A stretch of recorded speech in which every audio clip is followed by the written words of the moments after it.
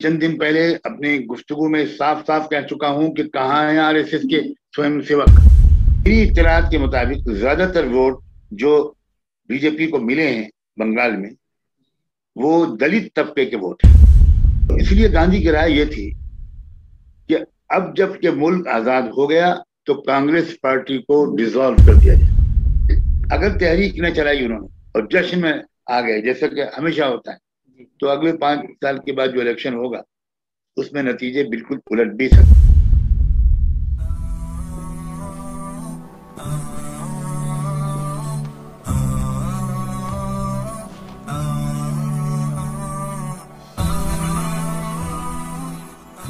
मोहतरम सामईन व नाज़रीन, अस्सलामु अलैकुम वरहमतुल्लाहि वबरकातुहू। अलमरजान मीडिया के खुसूसी प्रोग्राम रूबरू में आपका इस्तकबाल है। नाज़रीन, जैसा कि आप जानते हैं, हम इस रूबरू सीरीज़ में आपको मुल्क व मिल्लत में काम करने वाली मुख्तलिफ मिली और समाजी शख्सियात से रूबरू कराते हैं और उनसे इस्तिफ़ादे का मौका फ़राहम करते हैं। आज की इस रूबरू के प्रोग्राम में हमारे साथ शामिल होने के लिए जो खुसूसी मेहमान हमारे साथ हैं वो हैं मुल्क व मिल्लत की मारूफ और मशहूर शख्सियत हज़रत मौलाना खलीलुर रहमान सज्जाद नौमानी दामत बरकातुहुम। मैं हज़रत वाला का शुक्रिया अदा करना चाहूँगा कि हज़रत ने हमारे लिए इस इंटरव्यू के लिए वक्त निकाला और इस्तिफ़ादे का मौका फ़राहम किया। हज़रत, सबसे पहला मेरा सवाल बंगाल इलेक्शन को लेकर है। अभी अभी जो बंगाल समेत 5 सूबों के इलेक्शन के जो रिज़ल्ट आए हैं उनमें भी 3 जो बड़ी रियासतें हैं, बंगाल, तमिलनाडु और केरल, इन तीनों सूबों में जो रिज़ल्ट्स आए हैं उसमें 2 चीज़ें साफ तौर पर नज़र आती हैं। एक तो ये कि भारतीय जनता पार्टी ने बिहार के 2015 के इलेक्शन के बाद ये सबसे पहला उनका तजर्बा था कि उन्होंने रीजनल इश्यूज़ को छोड़कर हिंदुत्व के नाम पर और मजहबी नारों के नाम पर इलेक्शन लड़ा। और जैसे कि बिहार इलेक्शन में उन्हें हार का सामना हुआ था, इसी तरह से एक बार फिर यहाँ पर भी उनको हार का सामना हुआ। तो ये एक ख़ास मैसेज है। और दूसरी चीज़ जो यहाँ पर सामने आई इन इलेक्शन के रिज़ल्ट्स में, ओवरऑल अगर पांचों सूबे के रिज़ल्ट्स को देखा जाए तो जिस पार्टी को अब तक हम अल्टरनेटिव के तौर पर मान रहे थे या एक आखिरी उम्मीद की किरण के तौर पर समझ रहे थे कि ये पार्टी नफ़रतवादी लोगों के ख़िलाफ़ एक अल्टरनेटिव और बदल बन सकती है, वो कांग्रेस पार्टी अब इस बात को साबित कर चुकी है कि अब वो मज़ीद हमारे लिए कोई मुतबादिल या कोई अल्टरनेटिव के तौर पर नहीं रह सकती। उससे उम्मीद हमें छोड़ देनी चाहिए। तो हज़रत, मेरा सवाल ये है कि इन 5 सूबों के रिज़ल्ट्स जो आए हैं उसका क्या ख़ास पैगाम है, और कांग्रेस पार्टी की तरफ से जो मुज़ाहरा हुआ है, जो नाउमीदी का मुज़ाहरा हुआ है, उसके बाद हमें लॉन्ग टर्म पॉलिसी क्या बनानी चाहिए? हमें ख़ुद का कोई अल्टरनेटिव खड़ा करना चाहिए या नहीं, और अगर करना चाहिए तो किस तरीके से होगा? मैं उम्मीद करता हूँ कि हज़रत इस सिलसिले में रहनुमाई फरमाएंगे। सबसे पहले तो मैं इस बात की तायीद करते हुए कि अब कांग्रेस पार्टी इस काबिल नहीं रही कि वो मुल्क को सेकुलर और जमहूरी ढांचे पर बरकरार रखने में कोई बड़ा किरदार अदा कर सके। एक बहुत साफ वजह ये है कि पार्टियां अगर नजरियात की बुनियाद पर इलेक्शन लड़ें तो उनको एक तहरीक की जरूरत पड़ती है, एक मूवमेंट चले, और वो सिर्फ इलेक्शन के वक्त में न चले।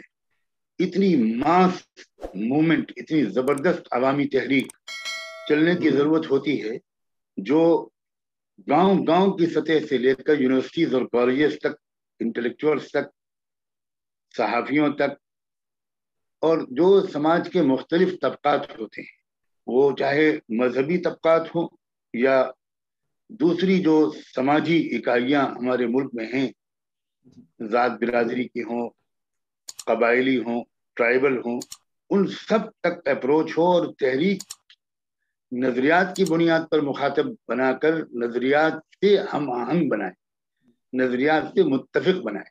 बीजेपी के साथ एक बहुत बड़ी तहरीक है और वो तहरीक असल में है राष्ट्रीय स्वयं सेवक संघ, تو وہ ایک خاص نظریات اور آئیڈیالوجی سے سرشار ہے. ہمیں وہ نظریات ملک کے مفاد میں نظر نہیں آتے، اس لیے ہم ان سے اختلاف کرتے.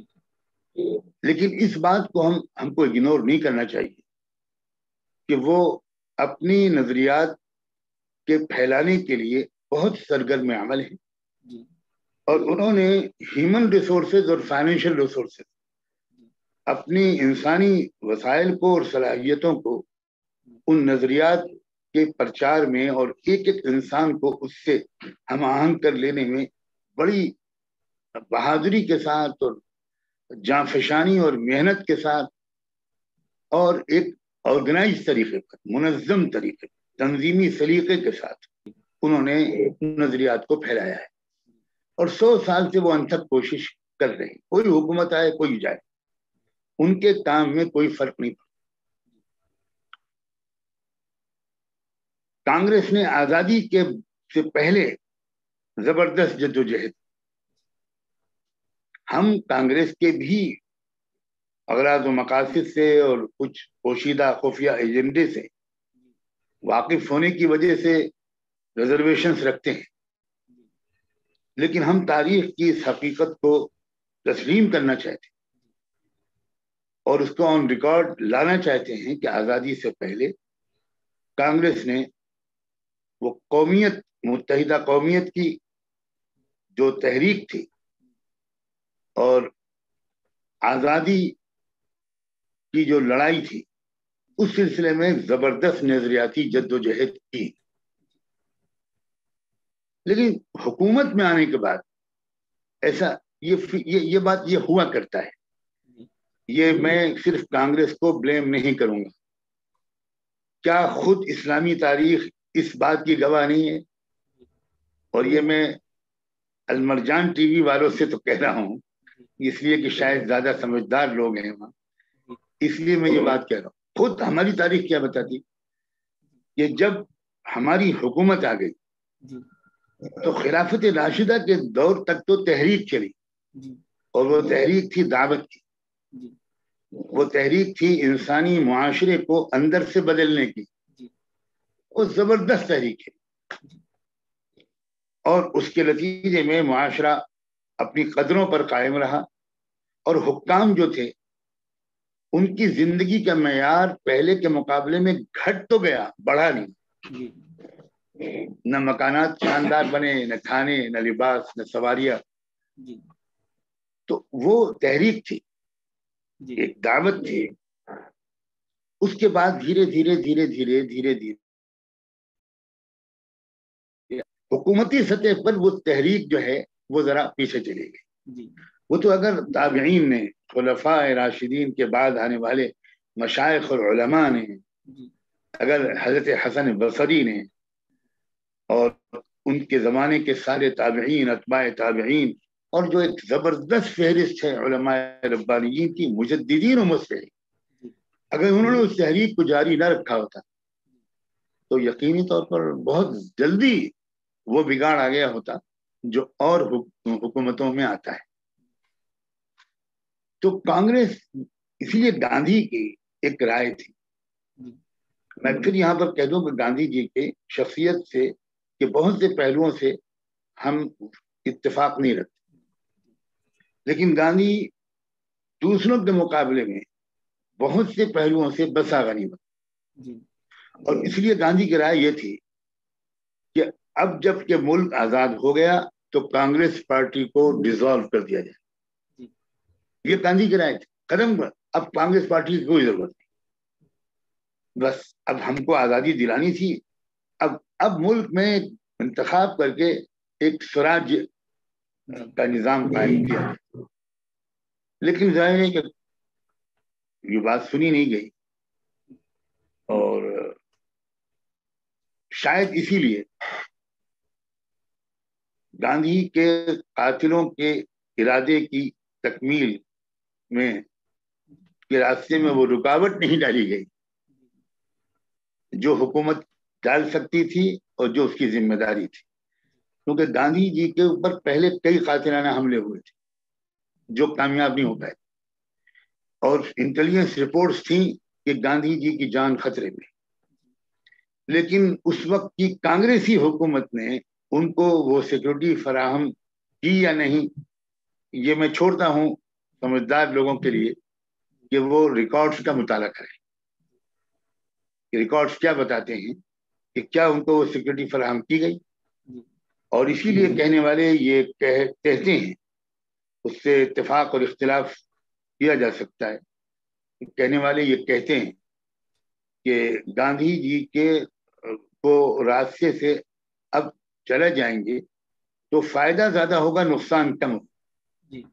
یہ کانگریس کی حکومت کے بعض قائدین کی یہ سوچ تھی. تو اس کے بعد جب حکومت آتی ہے تو ایک بات ذہن میں رکھیں، انگریزی کی ایک مثل ہے، ایک کہاوت ہے، the power corrupts, an absolute power corrupts absolutely. یہ اقتدار بدعنوان بنا دیتا ہے، اور مکمل اقتدار مطلق العنان وہ مکمل طور پر بدعنوان بنا دیتا ہے. تو جو تحریک چلنی چاہیے تھی ملک کے اندر،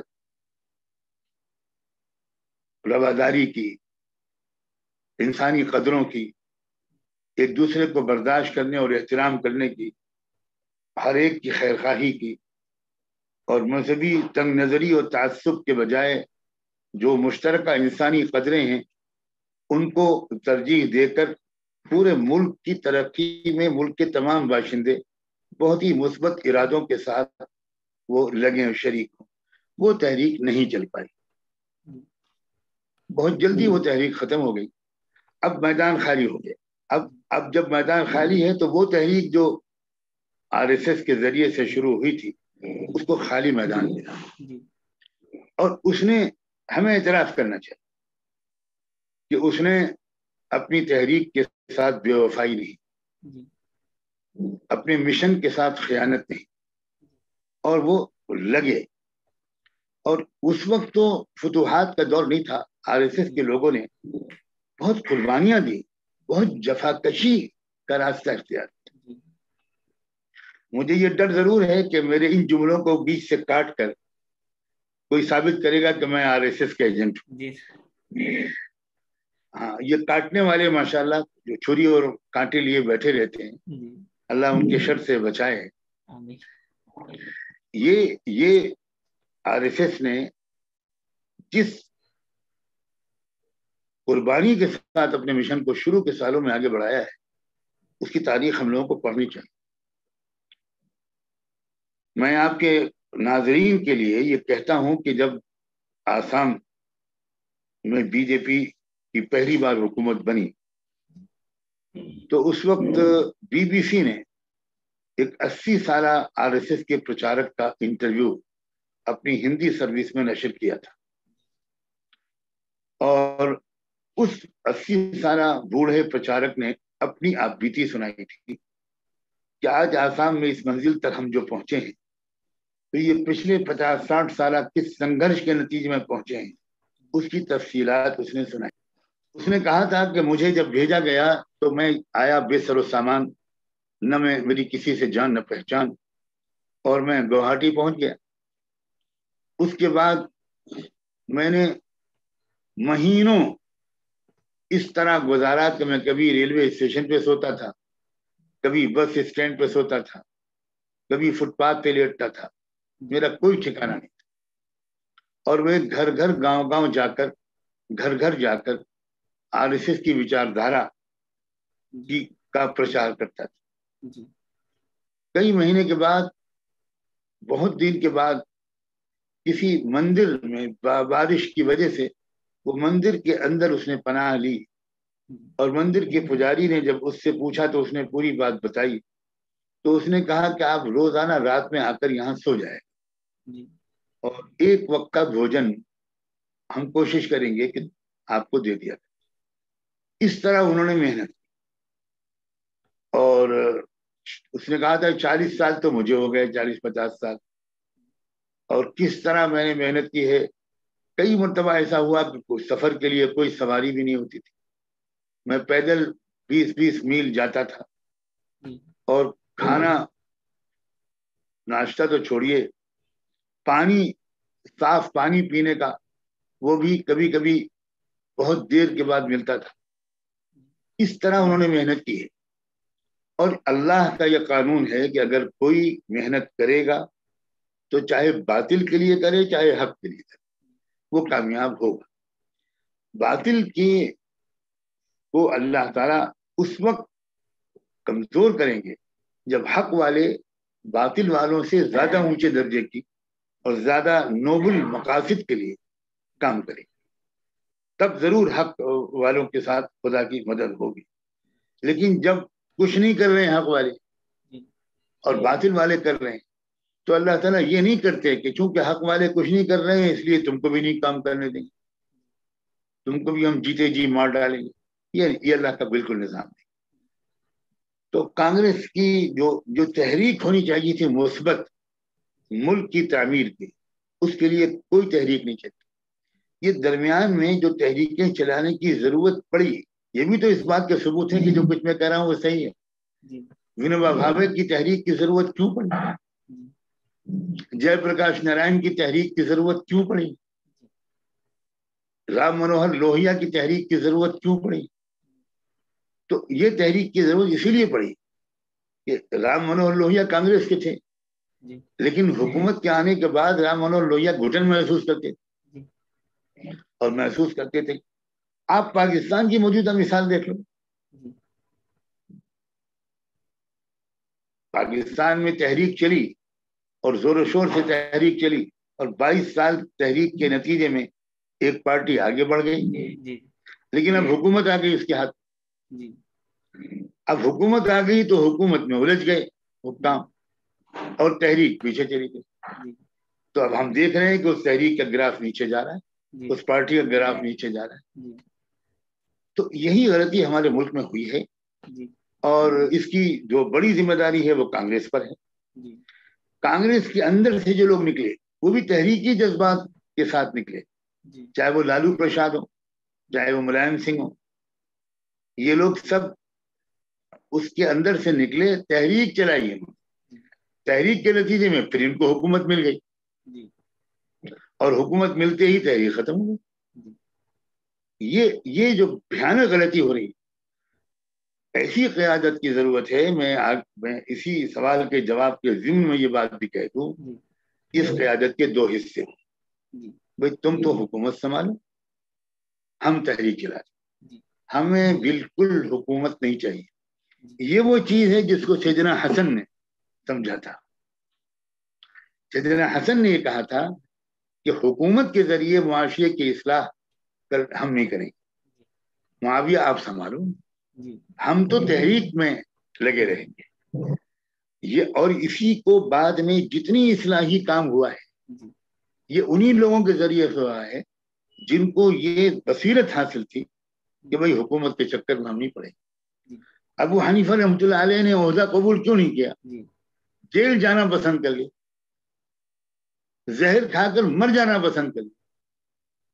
یہی وجہ تھی. وہ جانتے تھے حکومت میں آنے کے بعد میں لمیٹیشنز میں گر جاؤں گا اور وہ فائدہ جو پہنچ رہا ہے علمی بھی اور روحانی بھی وہ میں نہیں پہنچا سکوں. یہی امت کے سارے لوگ، امام غزالی ہو یا جو بھی مجددین ہیں، ان کے حالات ان میں سے بعض کے ایسے تھے کہ یہ حکومت کو حاصل کر سکتے تھے، حکومت اور عہدے ان کو پیش کیے جاتے تھے. تو ہم لوگ جس طرح بیان کرتے ہیں وہ اس طرح بیان کرتے ہیں کہ وہ اللہ والے لوگ تھے، ان کو دنیا سے کوئی مطلب نہیں تھا. یہ صحیح تعبیر نہیں ہے ان کے موقف کی. ان کے موقف کی زیادہ جامع تعبیر یہ ہے کہ وہ یہ محسوس کرتے تھے کہ معاشرے کی اصلاح کا جو کام ہم حکومت میں رہ کر کر پائیں گے اس سے بہت زیادہ بہتر کام ہم حکومت سے باہر رہ کر کر پائیں گے. حکومت اگر مشورے لے گی مخلصانہ مشورے دیں گے.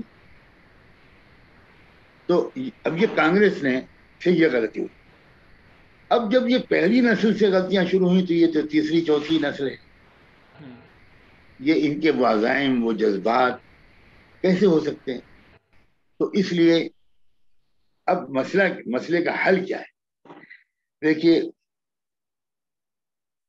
حل یہی ہے کہ تو ملک میں کوئی مخلصانہ اور حکیمانہ تحریک کھڑی ہو، اور جتنی ذمہ داری مسلمانوں کی ہے مخلصانہ اور حکیمانہ تحریک چلانے کی، اور جتنی امید ان سے کرنی چاہیے، اس لیے کہ جو حکیمانہ باتیں ہم اپنی تقریروں میں بیان کرتے ہیں اور جو حکیمانہ باتیں اپنے مضامین میں لکھتے ہیں، ان حکیمانہ باتوں کو اگر زمین پر ایک تحریک کی شکل میں اتارا جائے تو اس سے بہتر کوئی تحریک چلانے والا کوئی اور گروہ ملک میں میرے خیال میں تو موجود نہیں۔ تو ایک ملک کو تحریک کی ضرورت ہے، اور مسلمانوں کو، علماء اور دانشوروں کو اس ملک کی نفسیات اور سماجی حالات کو اچھی طرح سمجھتے ہوئے ایک تربیت لے کر ایک زمینی تحریک کی ضرورت ہے۔ اس کے بغیر کام نہیں چلے گا۔ ایک الیکشن کے نتیجے زیادہ خراب نکل سکتے تھے، کچھ بہتر نکل گئے، تو اب ہم پھر 5 سال کے لیے سو جائیں، اس سے کچھ نہیں ہوگا، اس سے کچھ نہیں ہوگا بالکل۔ بنگال کے، اب میں آپ کو باتیں 5 صوبہ کے جو ہم نے تذکرہ کیا ہے اس پر آتا ہوں۔ بنگال کی یہ تصویر تو ہم کو نظر آ رہی ہے کہ بی جے پی ہار گئی، اور یہ چونکہ ہمارے ارمان کے مطابق ہے تو ہم خوش ہو رہے ہیں۔ یہ تصویر نظر نہیں آ رہی کہ 3 سیٹوں سے 75 سیٹوں تک وہ پہنچ گئے، تو اب ایک قدم باقی ہے اقتدار کی منزل تک پہنچنے۔ اب اگلے 5 سال میں وہ کتنے فسادات کروائیں گے، وہ کتنے آگ اور خون کی ہولی کھیلیں گے، اور وہ نفرت کے ایجنڈے کو بنگال کے اندر کس طاقت کے ساتھ آگے بڑھائیں گے، اور اس کے بعد اگلے الیکشن میں کیا ہوگا، یہ ذمہ داری ہے بنگال کے علماء اور دانشوروں کی بھی، بنگال کی حکومت اور وزیر اعلیٰ کی بھی، اور اس کی پارٹی کے تمام ارکان کی بھی، کہ وہ ابھی سے، آج سے اگلے الیکشن کو سامنے رکھیں اور پورے 5 سال ایک تحریک چلائیں۔ اگر تحریک نہ چلائی انہوں نے اور جشن میں آ گئے جیسا کہ ہمیشہ ہوتا ہے، تو اگلے 5 سال کے بعد جو الیکشن ہوگا اس میں نتیجے بالکل الٹ بھی سکتے ہیں۔ جہاں تک تمل ناڈو کیرلا والے کا مسئلہ ہے، میں بنگال کے بارے میں ایک بات اور بھی بتا دوں۔ میری اطلاعات کے مطابق زیادہ تر ووٹ جو بی جے پی کو ملے ہیں بنگال میں وہ دلت طبقے کے ووٹ ہیں، اور یہاں پر آ کر دلت طبقے کی جو تحریکیں ہیں ان کو میں ذمہ داری کا احساس دلانا چاہتا ہوں۔ میں محسوس کرتا ہوں کہ وہ بیماری جو ہمارے اندر لگی ہوئی ہے کہ ہم بھی تعریف کرنے والوں کی تعریف کے انتظار میں رہتے ہیں، اور ایسا کھلا مشورہ نہیں کرتے کہ بھئی کیا کمیاں رہ گئی۔ وہی حال ان کا بھی، ان تنظیموں کی سمیکشا بیٹھکوں میں شامل ہوں۔ سمیکشا کا مطلب جائزہ لینا کہ بھئی کیا ہوا، وشلیشن جسے وہ کہتے ہیں، سمیکشا کہتے ہیں۔ اور میں تو یہ بڑے امید کے ساتھ گیا کہ بھئی اچھا ہے کہ انہوں نے مجھ کو جائزے کی نشست میں بلا لیا، تو وہاں کیا ہوا سوائے بھاشن کا کچھ بھی نہیں۔ کچھ لوگ اسٹیج پہ بیٹھ گئے اور انہوں نے وہی بھاشن جو ہمیشہ ادھیویشن میں دیتے رہتے ہیں وہ بھاشن دینا شروع کر دیے، دن بھر بھاشن چلے اور ختم۔ اس کو جائزہ کہتے ہیں، اسے سمیکشا کہتے ہیں۔ یہ بیماری ہے روح بزوال قوموں کی کہ وہ احتساب نہیں کرتے، اپنا احتساب نہیں کرتے۔ تو اب کم سے کم ان کی سمجھ میں اب آئے، بنگال میں اربوں روپیہ بانٹا گیا ہے، روپے کا بہت بڑا کھیل ہے، اور اس کا مطلب یہ ہوا کہ پسماندہ طبقات کی تنظیمیں اپنے عوام کو اتنا شعور ابھی تک نہیں دے سکیں کہ تم پیسے میں بکنا اب چھوڑ۔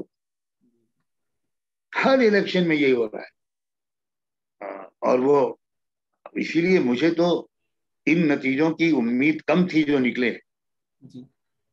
یہ تو اللہ کا شکر ہے، کچھ ایسی حماقتیں کچھ بابا نظر آنے والے لوگوں سے اللہ میاں نے کرائیں، تو ٹیگور کا نیا جنم لینے کی امید میں بابا بن گئے تھے، انہوں نے ایسی واہیات بازاری حرکتیں کی، جی جی اس سے عوام بھڑک گئے، جی عورتیں اور لڑکیاں مشتعل ہو گئیں، جی اور بنگال کے لوگوں کے اندر اپنی بنگالی شناخت کا جی احساس بہت ہے۔ جی ان کی کوشش تھی کہ بنگالی شناخت کے بجائے ہندو شناخت جی کا احساس ان پر غالب آ جائے، جی اور وہ ووٹ ڈالتے وقت بنگالی کی حیثیت سے ووٹ نہ ڈالے، جی وہ ہندو کی حیثیت سے ووٹ ڈالے۔ جی یہ کوشش ان کی فی الحال کامیاب نہیں ہو پائی، بلکہ ان کی بنگالی شناخت کا احساس مزید پختہ ہو گیا، جی کیونکہ ممتا بنرجی نے اسی کو ایشو بنایا۔ جی اس نے اپنے اوپر کیے جانے والے چھچورے حملوں کا زیادہ جواب نہ دے کر بڑی سمجھداری سے، کیونکہ اس کو اس نے ایجنڈا نہیں بننے دیا، جی اگر وہ اسی کا جواب دیتی اور جواب تو پھر وہ کامیاب ہو گئے۔ اسی میں اس نے کیا کیا، اس نے بنگالی شناخت کو بھی ہمیشہ ایڈریس کیا، اور یہ کہا کہ باہر کے لوگ آ کر کیا سمجھیں بنگالی سنسکرتی کو، بنگالی سبھیتا کو، بنگلہ تہذیب کو، کیا جانے یہ لوگ، تو یہ تو آ کے چلے جائیں گے، تو تم خود سوچو کہ تم اپنی بنگلہ سمیتا اور سبھیتا کو کیسے تم قربان کرو گے۔ تو یہ تو اللہ تعالیٰ کا فضل ہوا کہ ان کے ذہن میں جو تدبیریں آئیں وہ غلط آئیں، اور ان کا نقصان ان کو پہنچا، لیکن اطمینان سے بیٹھنے کا کوئی جواز نہیں ہے، بھرپور تحریک کی ضرورت ہے۔ کیرلا کا حال یہ ہے کہ کیرلا بالکل محفوظ تھا ایک زمانے سے، کسی مذہبی تعصب سے، بہت سخت محنت وہاں کر رہے ہیں، بہت محنت کر رہے ہیں، اور اس لیے ان کو امید تھی کہ شاید اس مرتبہ کچھ اور آگے بڑھے، لیکن کامیاب نہیں ہوئے۔ اور اس میں ہم کو شکریہ ادا کرنا چاہیے کورونا وائرس کا بھی، کہ اس کی وجہ سے، اور جو بدنظمی، بد انتظامی، نااہلی پورے ملک میں سامنے آئی ہے، اور جس طرح اس کا سوشل میڈیا پر چرچا ہوا ہے، تو اس سے عوام اور زیادہ ان کے قریب آنے سے رک گئے، تو یہ بھی ایک فیکٹر رہا ہوگا۔ تو بہرحال تمل ناڈو کا معاملہ یہ ہے، وہاں دو پارٹیاں ہیں اور ہمیشہ عدل بدل کر آتی رہتی، ایک دفعہ AIDM کی آتی ہے، اگلی دفعہ DM کی آتی، تو یہ تو باعث ہے وہاں پر امید تھی کہ ایسا ہی ہوگا، اور ایسا ہی ہوا۔ تو مجھے امید ہے کہ آپ کے سوال کا بہت مفصل جواب میں نے دے دیا۔ جزاک اللہ۔ دوسرا سوال یہ تھا کہ ہم مسلمانوں کی سیاسی حکمت عملی کی اگر بات کریں تو فی الحال پچھلے 2-4 سالوں سے ہماری حکمت عملی یہ رہی ہے کہ جس بھی اسٹیٹ میں الیکشن ہو تو کوئی ایسی حکومت بنے یا کوئی ایسی گورنمنٹ بنے جس کے بننے کے بعد ہم اپنے پیروں پر کھڑے ہونے کی کوششیں اور اپنی خود کی تحریکیں مضبوط کرنے کی کوششیں کرنے کا ہمیں وقت مل جائے اور ہم اپنی کوششیں کر پائیں۔ لیکن جہاں جہاں یہ ہوتا ہے، جیسے کہ ان 3 اسٹیٹس میں بھی ہوا ہے کہ اینٹی مسلمس گورنمنٹ پارٹی جو مانی جاتی ہے ان کو ہار کا سامنا ہوا ہے، لیکن اس کے بعد ہم ایک اطمینان کی سانس لے لیتے ہیں اور خود کا جو اپنا سیٹ اپ جو کھڑا کرنا ہے اس سے غفلت ہوتی ہے۔ تو اگلے 5 سال کے لیے کیا ہم اسی امید پر رہیں کہ پھر ایک بار یہ جو پارٹیاں ہے وہی الیکشن لڑے گی، یا ہم خود اپنا کوئی حکمت عملی تیار کریں گے؟ اس سلسلے میں ہمیں کیا حکمت عملی اپنانی چاہیے؟ دیکھیں، یہ آپ کے سوال میں خود جواب چھپا ہوا ہے۔ جی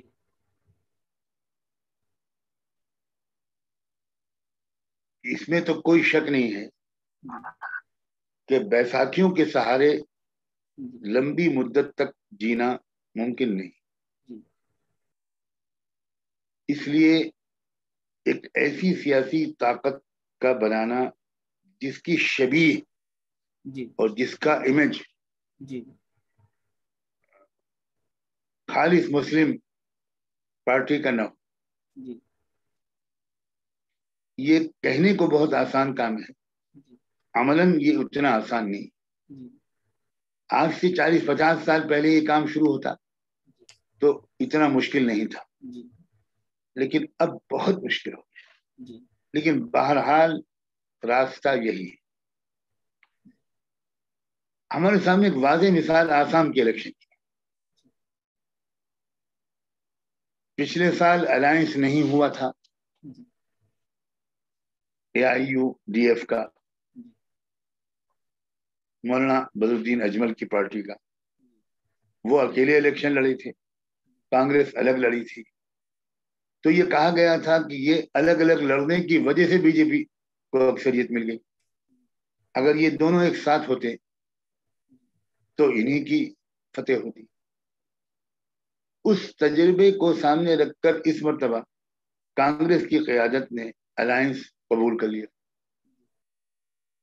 ادھر سے تو پہلے بھی پیشکش تھی، لیکن اس وقت کانگریس کی قیادت نے اس کو مناسب نہیں سمجھا. لیکن سابقہ تجربے کے بعد ان کو یہ نظر آیا کہ ہمیں الائنس کر لینا چاہیے. اور اس کی ایک بڑی وجہ یہ بھی تھی کہ کانگریس کے کئی امیدواران جو پچھلے الیکشن میں ہارے تھے، وہ سیٹیں تھیں جہاں کے مولانا بدرالدین اجمل کا امیدوار نے مسلم ووٹ لیے تھے. تو وہ پھر کانگریس کو وہ سبق یاد تھا، تو اس نے یہ اس مرتبہ یہ الائنس قبول کر دی. لیکن اب دیکھیے کہ اس مخمصے میں پھنسے ہوں گے یہ ہمارے قائدین، وہ چاہے کانگریس کے لوگ ہوں چاہے مولانا بدرالدین اجمل کی پارٹی، کہ اس الائنس کے اوپر جس طرح کا حملہ کیا گیا اور جس طرح اس کو زبردست طریقے سے بدنام کیا گیا، تو ہندو ووٹ بھی کانگریس کے امیدوار کو نہیں ملے. مسلم ووٹ تو ملے، تو جہاں مسلمانوں کی اتنی تعداد تھی کہ وہ تنہا ان کے ووٹوں سے ہی اس الائنس کا امیدوار جیت سکتا، وہاں تو جیت گئے. 19 میں سے 16 بہت بڑا اچیومنٹ ہے. لیکن بقیہ جہاں مسلمانوں کی ووٹوں کی تعداد زیادہ نہیں تھی، تو ان کے اکیلے ووٹ ان کو ملے اور وہاں کے غیر مسلم ہندو ووٹرز کے ووٹ نہیں ملے، کانگریس کو بھی نہیں ملے. اس حد تک زہر پھیلانے میں کامیاب ہوئے ہیں RSS کے لوگ اور BJP کے لوگ. اور پیسہ کا کھیل بھی بہت بڑے پیمانے پر چلا ہے، تو وہ بھی ایک بڑی رکاوٹ ہے. کسی پارٹی کے پاس وہ اتنا پیسہ نہیں جو پیسوں کا مقابلہ پیسوں کے ذریعے کر سکے.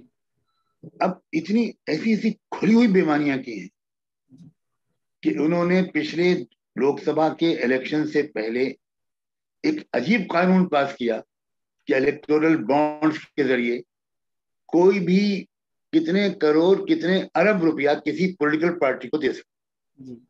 اس کا کوئی اندراج نہیں ہوگا، اس پر کوئی ٹیکس نہیں لگے گا، کسی ایجنسی کو یہ پتہ بھی نہیں چلے گا کہ کس نے کس کو کتنا پیسہ دیا. اب ظاہر ہے کہ جو بڑے بڑے کارپوریٹ ہاؤسز ہیں یا بڑے بڑے تاجر ہیں، وہ چندہ کس کو دیں گے؟ چڑھتے ہوئے سورج کی پوجا کریں گے نا وہ.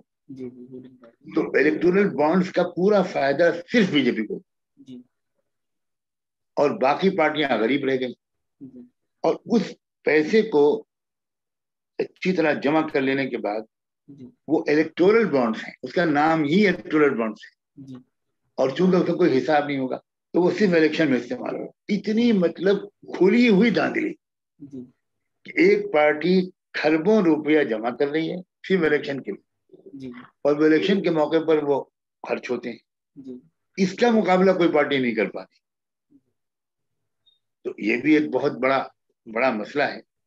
تو جو زمینی حقیقتیں ہیں ان کو سامنے رکھنا ہو.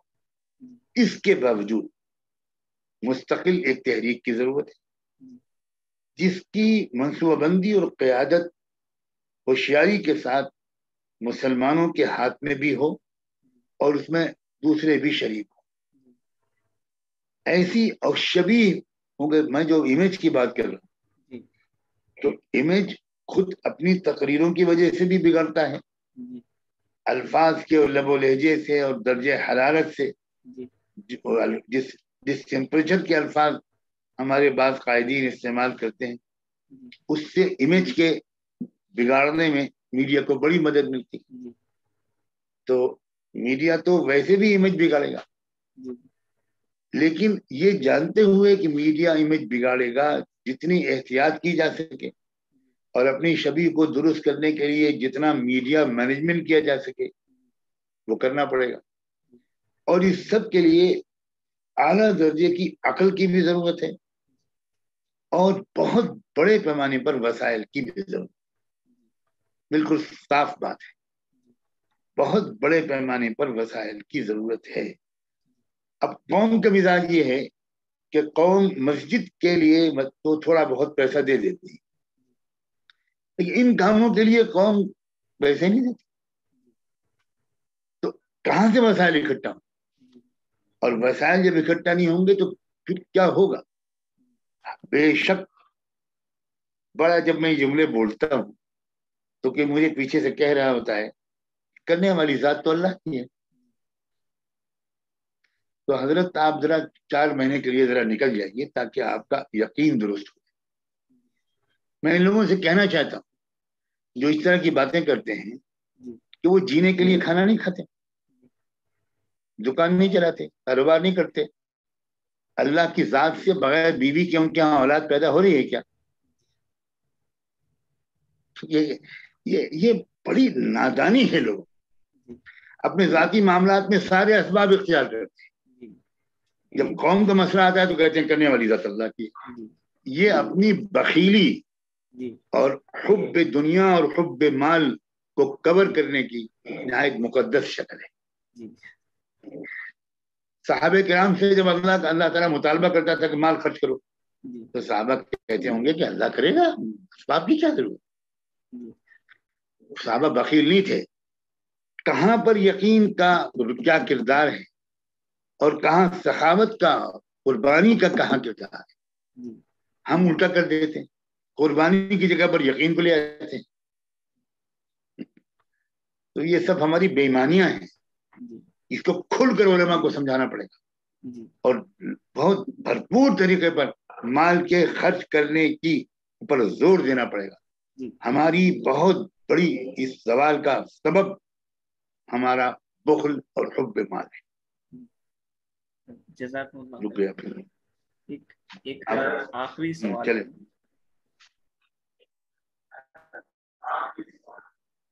اللہ کا شکر ہے کہ آخری ایک آخری سوال ہے کہ فی الحال جو ملک میں کورونا مہاماری کی وجہ سے جو حالات ہیں, ان حالات کے بعد ایک طرف مسلمانوں کا عمومی رویہ یہ ہے کہ صرف مسلمان ہی نہیں بلکہ دوسری قومیں بھی, لیکن مسلمانوں کا ایک رویہ عمومی طور پر یہ دیکھا جا رہا ہے کہ وہ خدمت خلق میں اور انسانیت کی خدمت کرنے میں لگے ہوئے ہیں. لیکن نفرت پھیلانے والوں کا ایک خاص طبقہ وہ بھی ہے جس کی کوششیں ایک بار پھر اسی نفرت پھیلانے کے کوششیں بڑھ رہی ہیں اس طرح سے کہ کبھی اللہ کے رسول صلی اللہ علیہ وسلم کی شان میں گستاخی کی جاتی ہے, تو کبھی ایک خاص جرنلسٹ کی موت پر کچھ انڈیویجولز اور کچھ خاص ایکٹیوسٹ لوگوں کی ٹویٹس کو اسلامسٹ کہہ کے اس کو پروموٹ کیا جاتا ہے اور ٹرینڈ کروائے جاتے ہیں. تو اسلاموفوبیا اور اسلام کے خلاف اور مسلمانوں کے خلاف نفرت پھیلانے کی یہ کوشش ہوتی ہے. تو کبھی کبھی خدمت کرنے والے لوگ مایوس بھی ہونے لگتے ہیں یا ان پر اثر بھی ہونے لگتا ہے. تو آپ ان دونوں طبقات سے کیا اپیل کرنا چاہیں گے یا اس سلسلے میں کیا آپ کا پیغام ہوگا؟ سب سے پہلے تو میں واقعی اپنے ملک کے مسلمانوں کو محبت بھرا سلام بھیجتا ہوں, بہت بہت مبارکباد دیتا ہوں. آپ نے سر بلند کر دیا. مسلمانوں شاباش, شاباش. تم نے جس دریا دلی کا ثبوت دیا ہے اور پورے ملک میں تم ہی تم ہو, کوئی نظر نہیں آ رہا. جی میں ابھی چند دن پہلے اپنی گفتگو میں صاف صاف کہہ چکا ہوں کہ کہاں ہیں RSS کے سوئم سیوک. جی ایک چوہا بھی نظر نہیں آ رہا. جی کسی ایک مندر کے ذریعے خدمت خلق اور کووڈ سینٹر کے کھلنے کی خبریں ہم تک تو نہیں پہنچی. مسلمان باوجود اس کے کہ بہت سے علماء اس بات سے علمی طور پر متفق نہیں ہیں کہ دوسری متبادل عمارتوں کی موجودگی میں ہم مسجدوں کو کووڈ سینٹر میں تبدیل کر دیں، اور علماء یہ کہہ رہے ہیں کہ بھائی دوسری متبادل عمارتیں ہیں، آپ کووڈ سینٹر خوب قائم کرو، خوب خدمت کرو، لیکن مسجد کو آپ اولیت مت دو۔ کہیں مجبوری ہو، کوئی اور جگہ ہی نہ ہو تو پھر ضرور آپ علماء سے مسئلہ پوچھ کر وہاں پر کچھ احتیاطوں کے ساتھ کووڈ سینٹر قائم کرو۔ باوجود اس کے کہ علماء کی یہ رائے ہے، اور میں اس سے متفق ہوں کہ متبادل جگہوں کو تلاش پہلے کرنا چاہیے، اور متبادل جگہیں ہر جگہ موجود ہیں۔ سب اسکول کالج بند ہیں، سب بند ہیں، آرام سے ان کے کیمپس میں ہو سکتا ہے۔ مسلمان اس میں جسمانی طور پر خدمت کریں، مسلمان اس میں مال لگائیں، لیکن مسجد کو ہی اسے شروع نہ کریں، یہ میری رائے ہے۔ لیکن میں یہ کہہ رہا ہوں کہ مسلمانوں نے تو اس حد تک جلد بازی کی خلق خدا کی خدمت کے جذبے سے کہ جب تک پوچھیں گے، جب تک جواب ملے گا کیا ہوگا، نہ جانے کتنے لوگ تو موت کا شکار ہو جائیں گے۔ تو ان کی سمجھ میں یہ آیا کہ مسجد ہے، خیر کا کام ہے، اور انہوں نے شروع کر دیا۔ تو میں تو سچی بات یہ ہے، انتہائی پر امید مسلمانوں نے الحمدللہ جس طرح کا یہ رویہ رکھا ہے اس سے بہت امید ہے کہ آج نہیں تو کل اس کا صلہ مسلمانوں کو ملے گا، اور مسلمانوں سے کہنا ہے کہ کسی صلے کی امید مت رکھنا۔ انما نطعمکم لوجہ اللہ لا نرید منکم جزاء ولا شکورا۔ ہم تو مسلمان کو تو اس طرح خدمت کر رہا ہے کہ واقعی اس کے اندر یہ امید بھی نہیں ہے کہ کوئی تھینک یو کہہ دے گا، اس کے یہ بس ذہن میں ہے کہ یہ میرے اللہ راضی ہو جائے۔ مسلمان یہ بھی نہیں سوچ رہا ہے کہ جن کی ہم مدد کر رہے ہیں ہو سکتا ہے انہوں نے 5 مسلمانوں کو مارا ہو۔ بڑودہ میں، آپ گجرات میں بیٹھے ہو، بڑودہ میں جہانگیر پورہ کی جو مسجد ہے اس کے آس پاس سن 2002 میں کتنا قتل عام ہوا تھا، میں اس جگہ کو خود بار بار میں نے دیکھا ہے۔ اسی مسجد میں اس وقت شاندار کووڈ سینٹر چل رہا ہے۔ میں اپنی بات مکمل کر لوں۔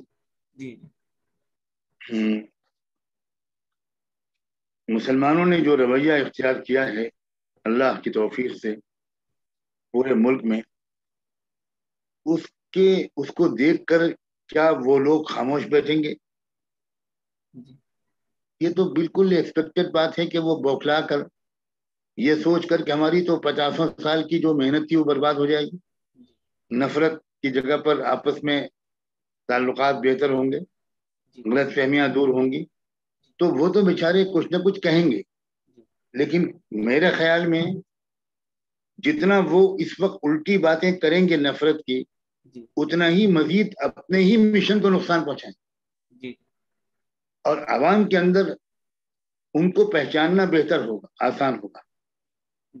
اور یہ ہم جیسے لوگوں کی اور دوسرے حضرات کی ذمہ داری ہے کہ بار بار اس طرف قوم کی توجہ مبذول کریں۔ جب ہم بار بار اس طرف توجہ کھینچتے رہیں گے تو امید ہے کہ انشاءاللہ خدمت کا فائدہ بہت پہنچے گا، اور ماحول میں زبردست تبدیلی ہوگی۔ اور کون جانے کہ اللہ تعالیٰ حضرت سے 100 سال کی تدبیروں کو ایک عصائے موسیٰ کے ذریعے زائل کر دے۔ ہو سکتا ہے کہ یہ کورونا وائرس کے شر سے کوئی بہت بڑا خیر ظاہر ہو۔ ہمیں کوشش بھی کرنی چاہیے سمجھداری کے ساتھ اور مثبت انداز سے، اور دعائیں بھی کرنی چاہیے۔